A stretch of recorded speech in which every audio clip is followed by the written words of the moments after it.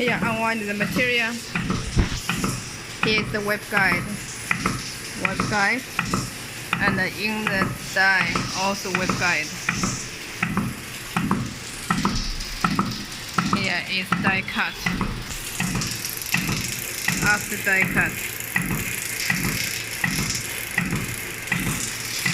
then go for remove the outside wastage.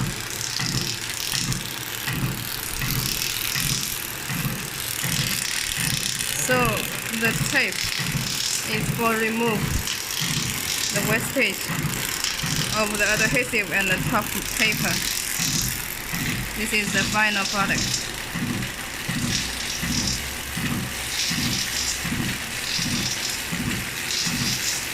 Rewind the final product.